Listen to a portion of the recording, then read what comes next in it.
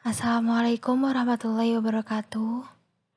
Kami dari kelompok 8.3 akan menjelaskan materi tentang model pemangsa mangsa yang diperluas.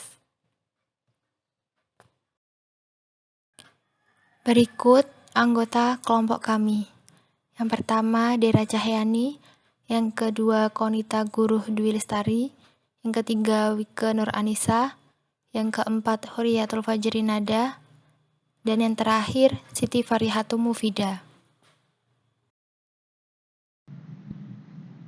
Sebelum memasuki materi Extended Predator Prey Model, saya akan mereview model sebelumnya, yaitu di bagian 5.4 pada halaman 113 telah dikembangkan model pemangsa-mangsa atau sering disebut dengan Predator Prey yang memprediksi osilasi dalam kepadatan populasi. Dan di bagian 6.6 pada halaman 167 dapat dilihat bagaimana hal ini menyebabkan kurva tertutup atau serangkaian solusi periodik bidang fase. Kemudian ditingkatkan model untuk memasukkan pertumbuhan logistik dan mencatat bahwa osilasi mati dan populasi stabil ke beberapa titik equilibrium tetap. Dalam bidang fase ini diterjemahkan ke dalam spiral bergerak mendekati titik keseimbangan ini. Persamaan diferensial untuk model ini adalah dx per dt sama dengan r1x buka kurung 1 min x per k kurung min c1xy. Dan dy per dt sama dengan c2xy min alfa 2y. Di sini xt adalah kepadatan mangsa, yt adalah kepadatan predator, konstanta k adalah daya dukung mangsa, R1 adalah laju pertumbuhan intrinsik mangsa per kapita, alfa 2 adalah laju kematian predator per kapita, C1 dan C2 adalah konstanta positif yang dapat ditafsirkan dalam hal tingkat pencarian predator. Namun, pasangan predator-prey yang berosilasi telah diamati di alam, dan model yang ditingkatkan ini tidak memprediksi solusi periodik. Ini adalah kelemahan mendasar. Dan sekarang dalam buku karya Barnes menyarankan kemungkinan ekstensi yang membuat model lebih realistis. Memperluas model. Sebelumnya telah diperkenalkan model persamaan diferensial 8.2. Namun dinilai tidak memprediksi solusi periodik, sehingga dikembangkan model yang lainnya. Masalah mendasar dengan model pemangsa-mangsa atau bisa juga disebut Lotka-Volterra adalah bahwa asumsi yang dibuat mengenai kematian mangsa dan kelahiran serta kematian pemangsa tidak cukup realistis dalam praktiknya. Ahli ekologi lapangan yang pelajari populasi pemangsa mengukur dua kuantitas, respon fungsional Fx dan respon numerik N buka kurung X, Y tutup kurung. Respon fungsional adalah tingkat di mana predator tunggal membunuh mangsa sebagai fungsi dari populasi mangsa, sedangkan respon numerik adalah tingkat pertumbuhan per kapita predator yang mungkin bergantung pada populasi mangsa dan predator. Jadi di sini tuh predator prey itu sebagai spesies yang dimangsa dan predator sebagai spesies yang memangsa. Nah, model predator prey pertama kali dikenalkan oleh Lotka pada tahun 1925 dan Volterra pada tahun 1926, sehingga model ini juga bisa disebut sebagai model Lotka-Volterra. Model umum untuk sistem predator prey berdasarkan fungsi respon fungsional dan numerik dengan X dan Y kepadatan populasi adalah dx per dt sama dengan R1x buka kurung 1 min X per K tutup kurung min F dalam kurung X tutup kurung kali Y. Dan dy per dt sama dengan N buka kurung X, Y tutup kurung kali Y.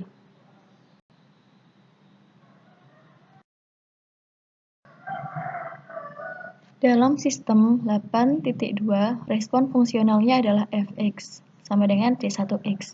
Ini menyatakan bahwa predator tunggal terus meningkat kecepatan membunuh mangsanya seiring dengan meningkatnya kepadatan mangsa. Dalam praktiknya, diamati bahwa fungsi ini turun ke jumlah yang konstan seiring dengan peningkatan x, yang mewakili maksimum yang ingin dimakan oleh satu pemangsa dalam waktu tertentu. Cara berpikir lain tentang hal ini adalah jika mangsanya banyak, pemangsa tidak perlu menghabiskan banyak waktu untuk berburu mereka, tetapi akan menghabiskan lebih banyak waktu menunggu sampai mereka perlu berburu lagi. Contoh berikut menggunakan gagasan tentang waktu penanganan untuk merumuskan fungsi respon fungsional yang sesuai. Untuk lebih jelasnya akan dipaparkan contoh 8.1. Selanjutnya, saya akan membahas tentang contoh 8.1. Dengan asumsi bahwa pemangsa tunggal membutuhkan waktu TH untuk menangani setiap mangsa, temukan respons fungsional yang sesuai. Dari asumsi di atas, kita mendapat solusi bahwa modifikasi argumen yang diberikan dalam bagian 5.4 untuk interpretasi salah satu parameter dalam hal tingkat pencarian C1, biarkan T menunjukkan waktu yang tersisa bagi predator untuk mencari atau berburu mangsa. Pertimbangkan selang waktu delta T.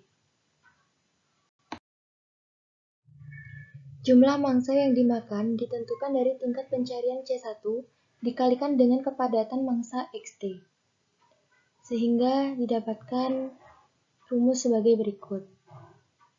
Laju mangsa jumlah persatuan waktu yang dimakan oleh satu predator adalah C1 TXT per delta T. Sekarang rumusnya menjadi seperti ini. Dan selanjutnya respon fungsional Fx adalah laju mangsa yang dimakan oleh predator tunggal yang diberikan dengan memberi persamaan 8.4 dengan delta T. Menggunakan 8.5 kita peroleh rumus sebagai berikut yang menjadi 8.6.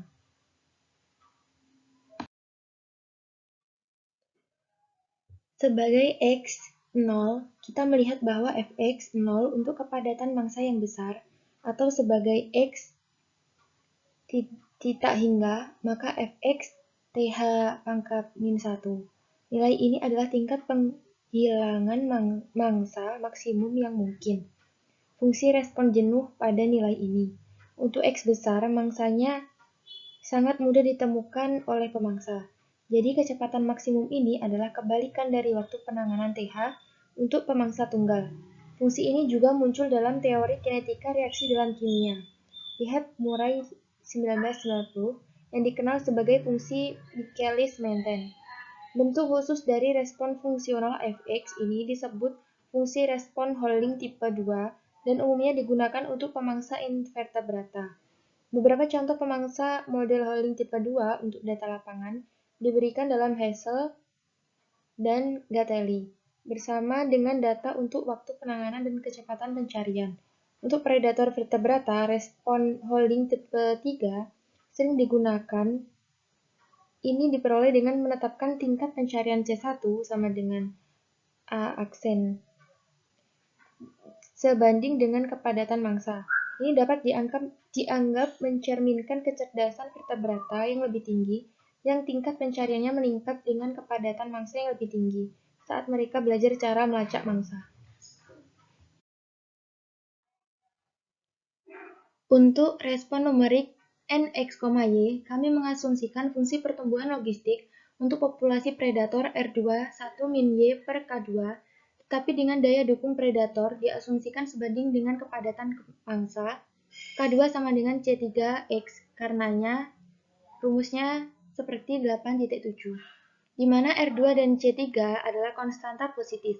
Perhatikan bahwa ketika X meningkat, kematian akibat kepadatan yang berlebihan berkurang, tetapi peningkatan Y menyiratkan peningkatan keseluruhan dalam kematian yang sebanding dengan Y kuadrat. Model kita menjadi seperti 8.8. Model ini kadang-kadang disebut model pemangsa-mangsa Holding Tanner. Selanjutnya, saya akan membahas mengenai menskalakan persamaan. Sebelum menggunakan Maple atau MATLAB untuk memeriksa grafik yang bergantung waktu dan bidang fase, kami menerapkan teknik yang sering diadopsi dalam praktik untuk menyederhanakan analisis. Kami menskalakan persamaan. Proses ini dapat menawarkan beberapa keuntungan. Setelah penskalaan, parameter dalam bentuk tak berdimensi dan memberikan ukuran kekuatan relatif dari efek yang berinteraksi atau bersaing dalam model.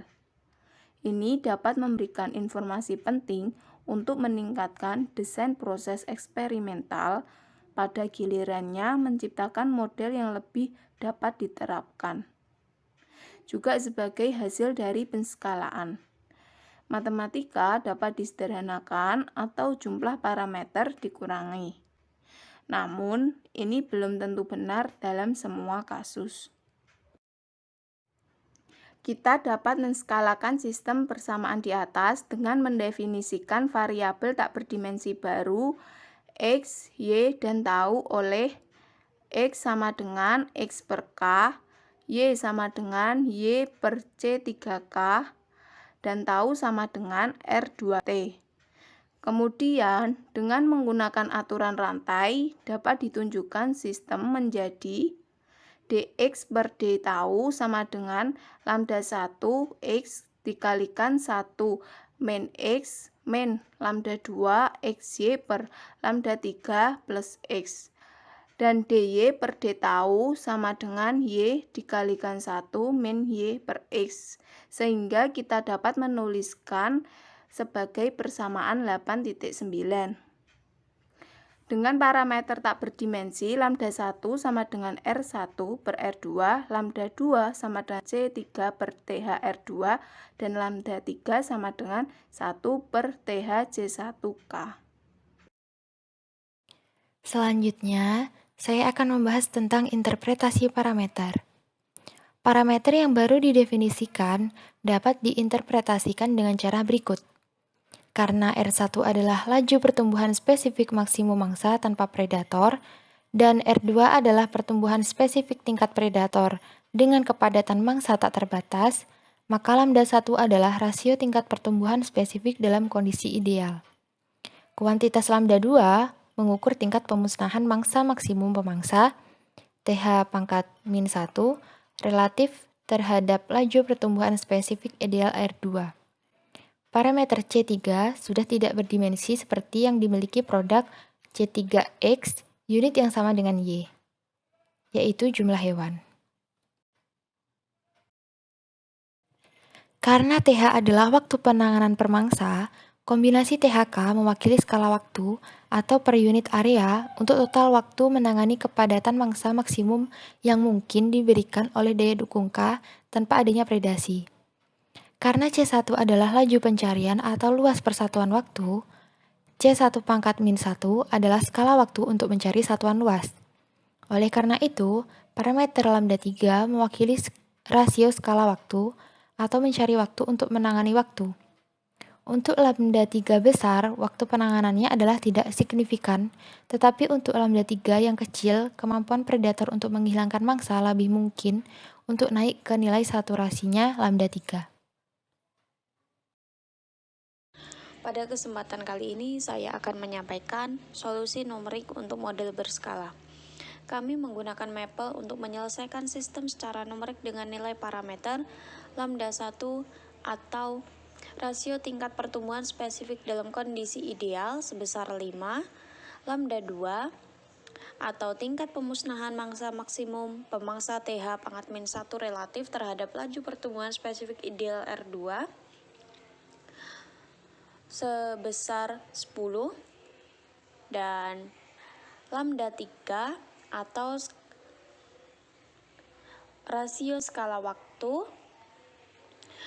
sebesar 0,015. Perhatikan diagram bidang fase seperti yang diilustrasikan pada gambar 8.4. Perhatikan bahwa untuk semua kondisi awal yang dipilih dari domain yang diilustrasikan, solusinya adalah periodik tunggal larutan. Untuk nilai parameter yang berbeda, Dengan lambda 1 atau rasio tingkat pertumbuhan spesifik dalam kondisi ideal sebesar 5, lambda 2 atau tingkat pemusnahan mangsa maksimum pemangsa TH pangkat min 1 relatif terhadap laju pertumbuhan spesifik ideal R2 sebesar 1 dan lambda 3 atau rasio skala waktu sebesar 0,6. Solusi kesetimbangannya adalah mode stabil mirip dengan gambar 8.5. Lintasan dengan nilai awal yang mendekati kesetimbangan tertarik pada keseimbangan. Selanjutnya, ini merupakan gambar 8.4, yaitu diagram bidang fase untuk sistem berskala 8.9 dengan lambda 1 sama dengan 5, lambda 2 sama dengan 10, dan lambda 3 sama dengan 0,015. Dan grafik perilaku dari model di atas akan menuju ke titik 0,3 predator dan 0,3 predator dan 0 untuk mangsanya.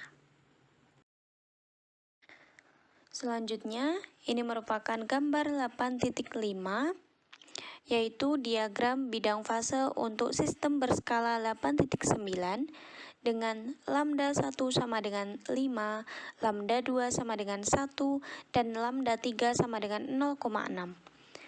Dan grafik perilaku dari model di atas akan menuju pada suatu titik, yaitu 0,8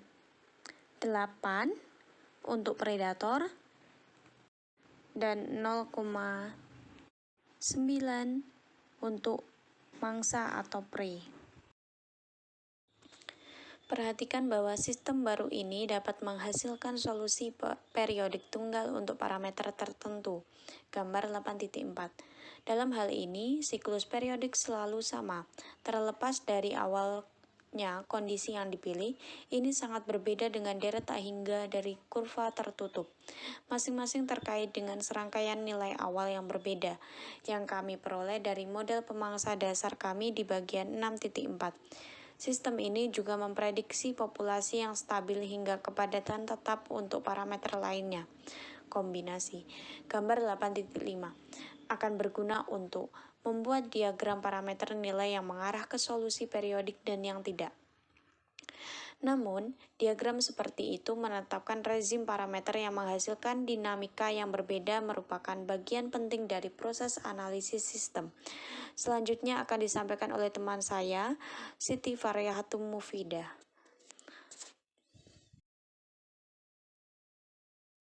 Selanjutnya, saya akan membahas tentang integrasi ayat Al-Quran dan hadis. Bismillahirrahmanirrahim. Subhanalladzi khalaqal azwaja kullaha mimma tumbitul ardu wa min anfusihim wa mimma la ya'lamun. Yang artinya, Maha suci Tuhan yang telah menciptakan pasangan-pasangan semuanya, baik dari apa yang ditumbuhkan oleh bumi dan dari diri mereka maupun dari apa yang tidak mereka ketahui. Quran Surat Yasin ayat 36. Surat Yasin ayat 36 di atas menjelaskan bahwa Allah menciptakan segala sesuatu berpasang-pasangan. Semua bintang-bintang di cakrawala berjalan pada garis edar yang telah ditetapkan Allah. Menurut Mustafa Ahmad Al-Maghori dalam tafsir Al-Maroghi Alam Raya ini diciptakan oleh Allah dalam bentuk yang sangat serasi dan selaras. Dalam tafsir Jalalain secara jelas mengatakan bahwa tidak ada satupun makhluk ciptaan Allah yang diciptakan tidak seimbang. Bahkan Abil Fida Ismail bin Katsir dalam tafsir Ibnu Katsir mengatakan bahwa pada dasarnya manusia, bumi, hewan, tumbuh-tumbuhan, dan seluruh makhluk ciptaan Allah layaknya sahabat yang tidak pernah berselisih karena merasa saling membutuhkan.